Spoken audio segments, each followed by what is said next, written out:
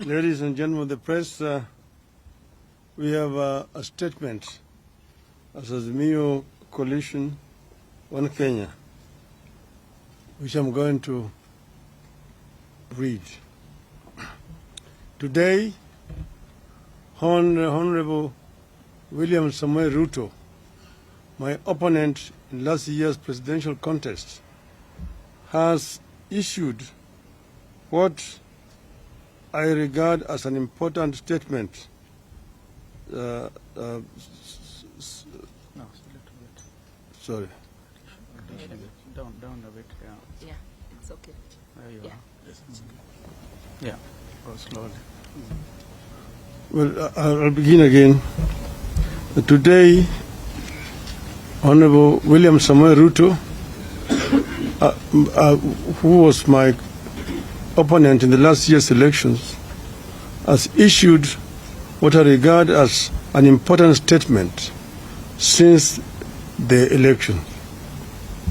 We have... One second. I think somebody should be doing it. It's okay. Finish. Just keep it. We have met... Tonight very fast. Yes. We have met and listened to a diverse group of Kenyans, including religious leaders from all faiths, about the crisis facing our country today. They have implored us to give dialogue, especially during these holy periods of Easter and Ramadan. It is in this context that we make this counter-offer to Hon. Ruto's call for dialogue. Mr. Ruto has asked me and Azimio to enter into a constitutional, open-ended and binding dialogue with this government to find a resolution to the issues that we in Azimio have raised about the last year's election and the key governance and the cost of living issues facing our country.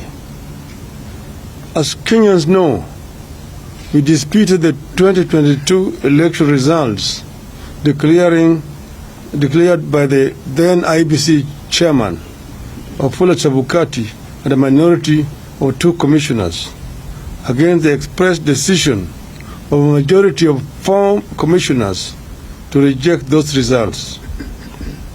To our consternation, the Supreme Court unfortunately agreed with the IBC. We refuse to accept the ruling of the Supreme Court as biased and lacking in proper jurisprudence. Since then, we have widely consulted with the people of Kenya throughout the width and breadth of this great country of ours. We have held rallies and more recently demonstrations in Nairobi and elsewhere. We believe that the people of this country understand the danger we face as a country. In our view, elections are sacred because they must represent the true voice of the people. We have raised the key issues that we face as a country, including the electoral injustice, the cost of living, the legitimacy of the IBC, the opening of the server for a forensic audit, the savage attacks on media and innocent civilians by the police, and the viability of our democracy, including buying off of members of parliament. We have said that members of parliament, once elected in political parties, must carry that mandate for the rest of the life of that parliament. I believe that Kenya is today facing its worst crisis in decades, out of which we could recover or go the way of other failed states. As leaders, it is our responsibility in Azimio,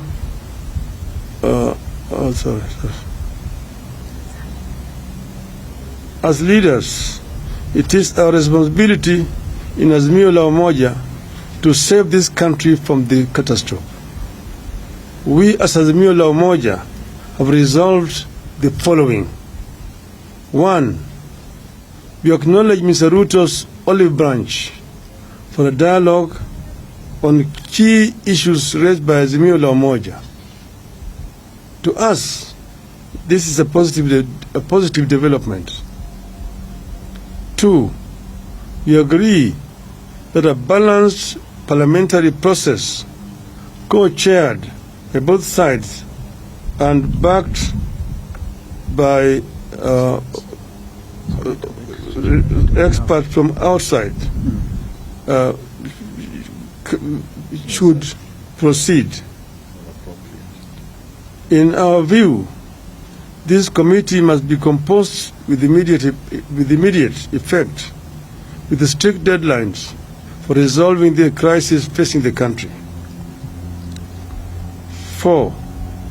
In accepting the call for the dialogue, we ask that all arrests and prosecutions related to our demonstrations be stopped with immediate effect.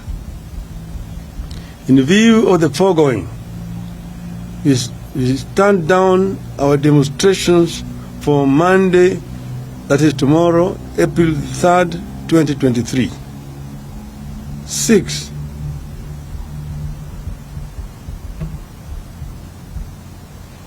But in doing so, we want to emphasize that the right to assemble, to demonstrate, petition, and to speak are ironclad as provided for in our Constitution. 7. Therefore, we reserve our rights to call for demonstrations should this process not bear fruit. Should there be no meaningful engagement or response from Hon Ruto to our counter-offer, we resolve to resume our demonstrations after 1 week. We have said several times that demonstrations, picketing, processions, petitions are enshrined in our Constitution, and therefore they are not criminal. We have also said that we as Azimio have never organized criminals to vandalize businesses of innocent, hardworking Kenyans. This is the work of our distractors. Our distractors have all the times tried to show these demonstrations as being violent and aimed at destroying businesses of other people. We want them to desist from doing so. And we want to underscore the point that demonstrations are a fundamental right of each and every Kenyan.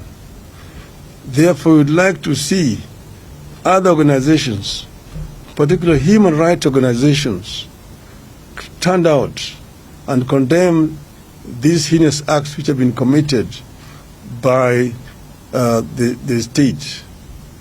There have also been excessive use of force by the police.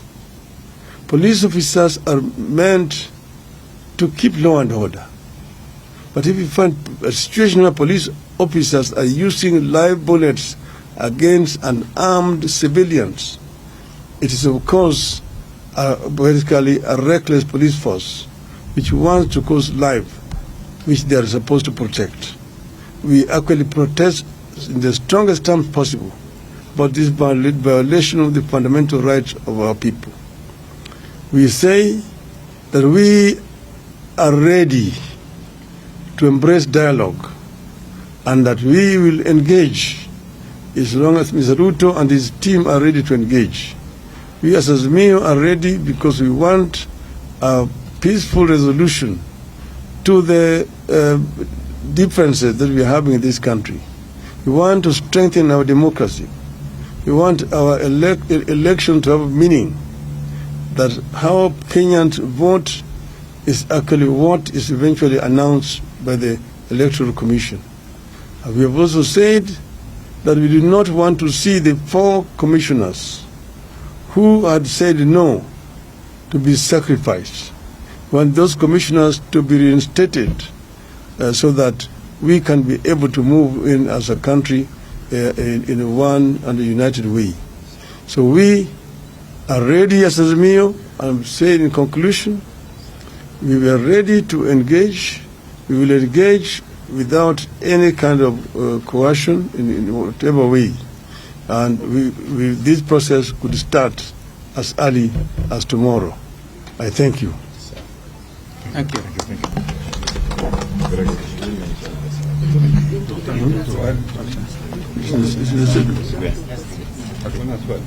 Yeah. There's a question?